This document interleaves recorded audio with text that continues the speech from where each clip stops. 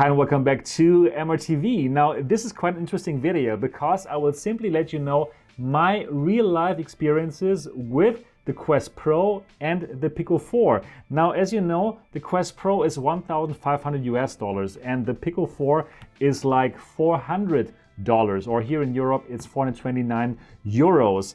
So interestingly, actually I'm using the Pico 4 much more than the Quest Pro, and in this video I'm going to let you know why that is the case. So absolutely stay tuned, watch the whole video because all this goodness is coming up.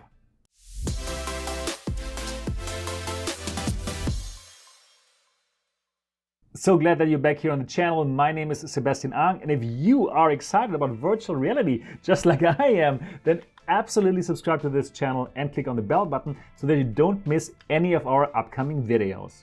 Alright, before we start, first of all, an important disclaimer. No, I'm not being paid by Pico to tell you good things about the Pico 4. And no, I'm not a meta hater. So that's why I'm telling you, hey, the Pico 4 is great and this is not so great. So no, let's get this out of the way. This is not the case. I'm simply letting you know about my real life experiences after having both for lots of months. And well, I am simply using the Pico 4 more, and let me tell you why that is the case. So before we get into this, I'm a gamer and I'm using these headsets to do gaming. And if now the Quest Pro lover that you are is going to go to the comments and going to let me know like, this is not meant for gaming, right? This is for business. Well, yes, but I'm a gamer, and well, this video is for gamers as well who are wondering, hey, should I go for the Quest Pro or should I go for the Quest 2 or the Pico 4?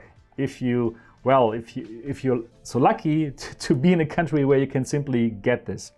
So, what is the biggest reason why I see myself pick up the Pico 4 more? The visuals.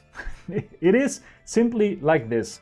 So we have simply better overall visuals with the Pico 4. So why is that? Now, one flaw of the Quest Pro that I very seldomly hear YouTubers talk about, or people in general talk about, is the smaller binocular overlap.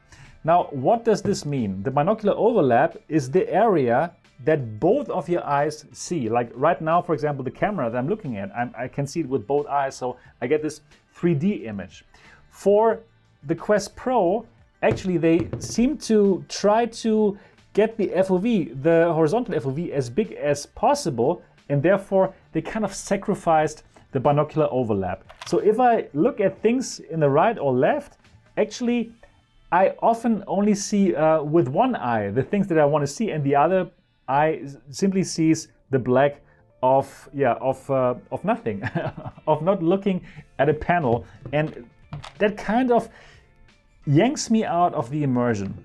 For the Pico 4, it has a really nice binocular overlap. Nearly most of the things that you see in the Pico 4 has this binocular overlap, and therefore you have a way more relaxed VR experience and a better 3D effect. And yes, I can understand that you can get used to it and then you never see it, but if you have both, yeah, I like this more.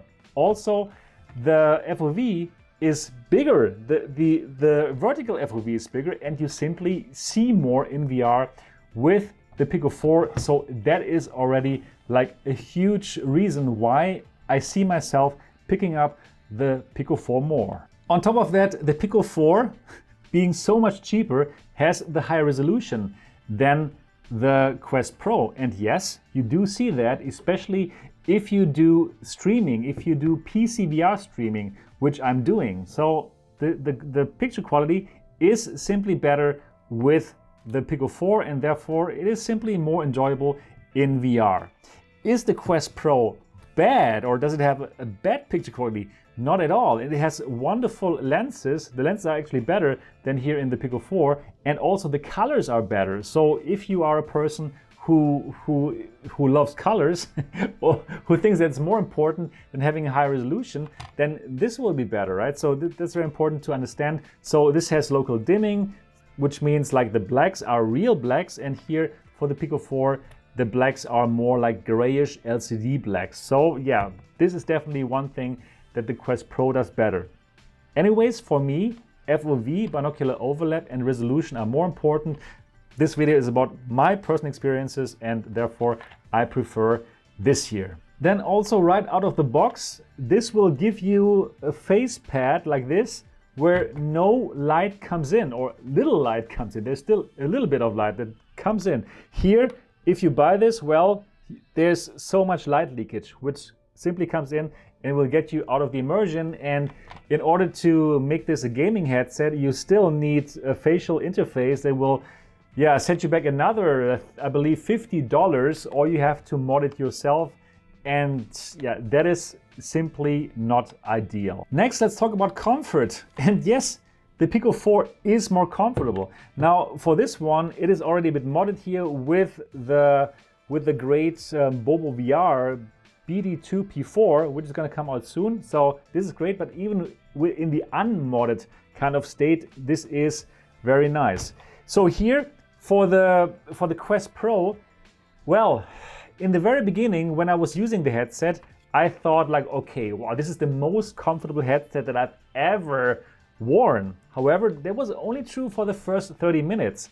After these first 30 minutes, well, your forehead kind of starts to hurt because, well, yes, all of the weight is here on your forehead, on this small facial padding, and that does hurt.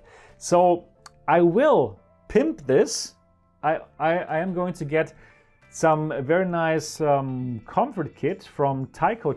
So that's what I'm looking forward to. And then hopefully this is going to be better because this will introduce like a middle strap and make this better. Yeah, but honestly, this is more comfortable than this, and therefore I am picking this up more. Now, another interesting thing is that, well, this is made for business, right? So you would expect that the microphone is amazing and that it should be better than this $400 device, right? But no, actually the microphone is better here because this here, the Quest Pro, this microphone, it suffers from pop noises. So the other person is going to hear all these pop noises, which sucks. So I had to mod this. I had to mod this 1,800 euro device with a pop filter. And here you can see it now. I have this beard now, which is kind of sad for me having to get this for 1,800 euros. And here for the 429 euro device, the microphone was great out of the box. So that was a surprising one. So let's talk about the controllers. These are the Quest Pro controllers. They track themselves and are amazing. Let's say it like this. And these are the Pico 4 controllers, and they're also really good. So these can track themselves. And well, they track behind the back and behind the table and whatever. Amazing. However, is that like more than 1,000 euro more amazing than these? And again, I must tell you, no, because in my actual gameplay, did I ever need this to track behind my back or so? Or did I ever have any problems with the controllers that came with the Pico 4? No, actually, these are fantastic and they have also really good rumble. So I cannot say that, hey, because these controllers are better and they feel fantastic, I would pick up the Quest Pro more than I pick up the Pico 4. So yes, better, but not a reason to let me pick up the Pico 4, the Quest Pro more. Interesting.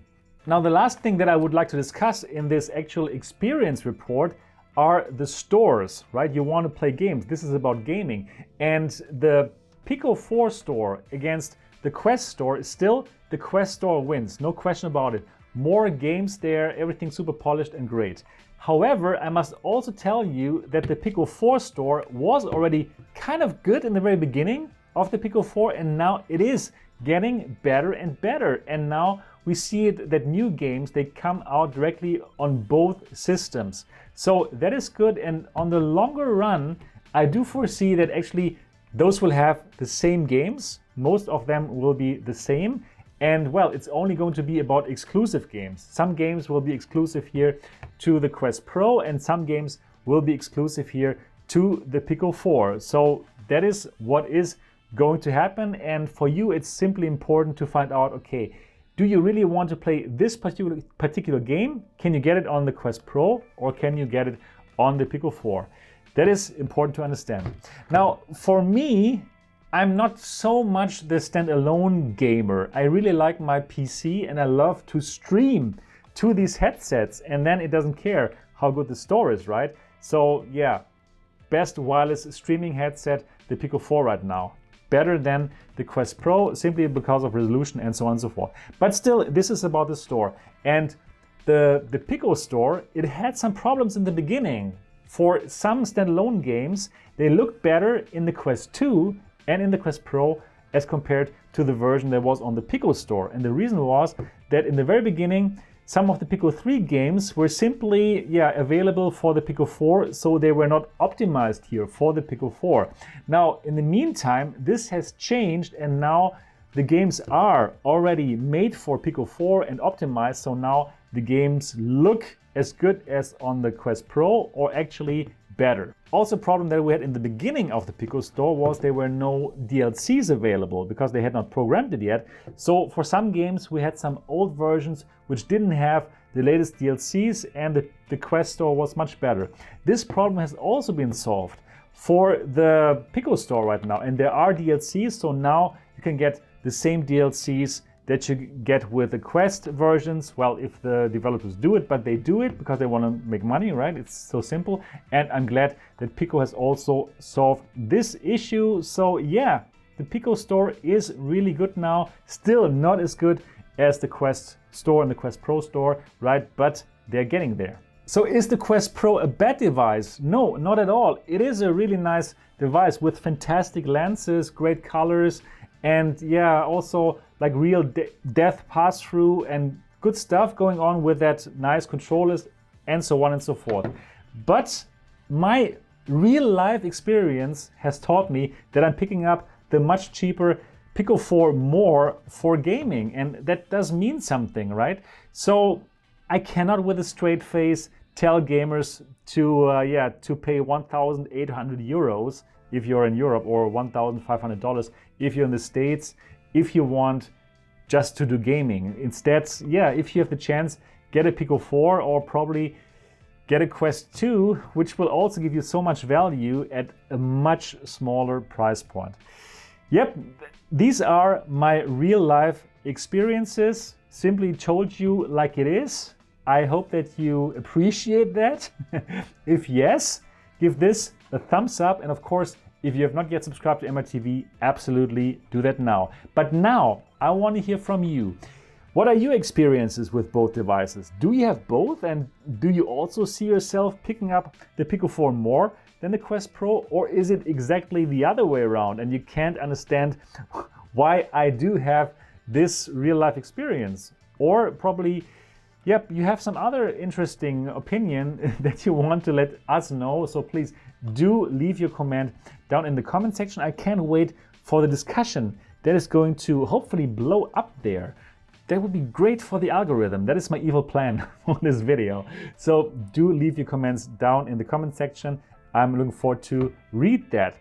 And also, if you have any more questions about these two headsets or about any VR headset, you can chat with me, yes, on the MRTV Discord server, and you will find the great MRTV community to help you with all your questions. So go there. The link is down in the description of this video. That's everything that I have for you now. Thumbs up, and I'm looking forward to see you in the next episode.